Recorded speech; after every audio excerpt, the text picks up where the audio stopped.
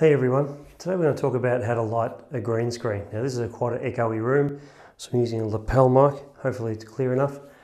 But basically I thought I'd do it simply, so we start with a simple setup. So this is just a piece of material that's been stitched together. We've used it many times, there's stains on it, paint and holes in it and things like that, but it's been used many times.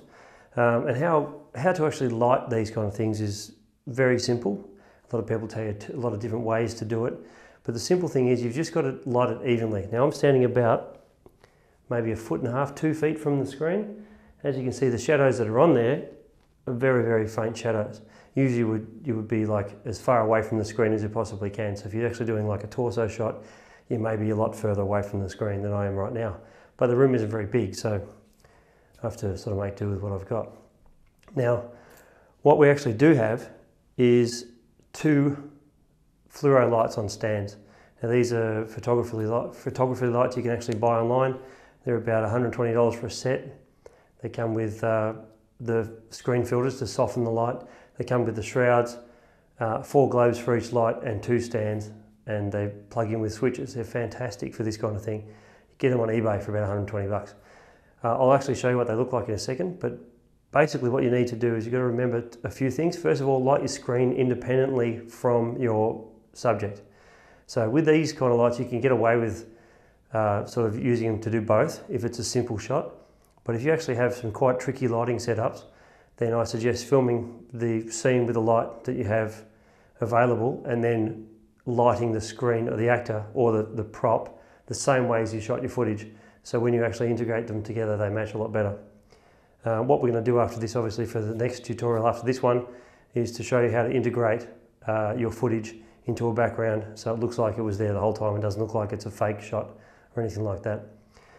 Okay, first now what I'll do now is I'll actually show you the lights. So, okay, these are the lights here.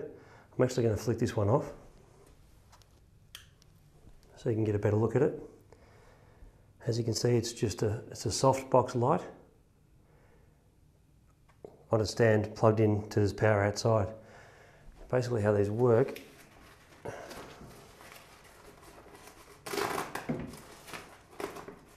the shroud just comes off with a bit of Velcro.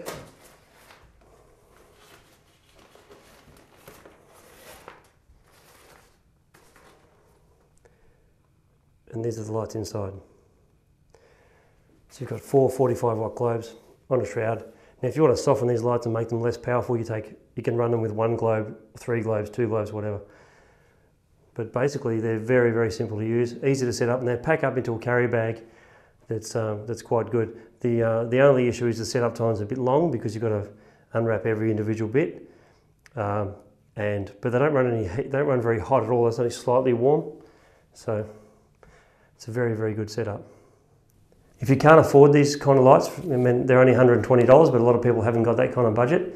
You can go and buy fluorescent lights from your local hardware store. If you're in Australia, it's probably Bunnings.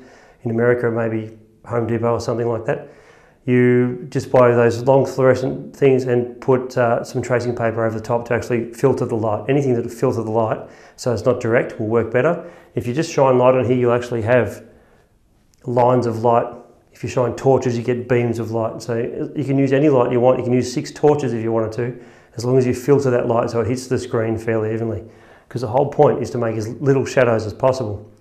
If you have a lot of shadows on your screen, when you key it out, you'll have green shadows behind you.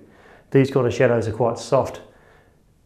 About here would be bad. Where I am now you can get away with because it's quite easy to key out. So I suggest that that's probably the best way to go. We've got another video after this one. It's about actually matching your green screen footage with your original shot footage to color correction. So it makes it look like you actually were always there. What doesn't look like a fake shot, for instance. So stay tuned for that. The actual link to that's at the end of this video. Anyway, thanks for watching, and subscribe and like if you like to. Thanks, bye.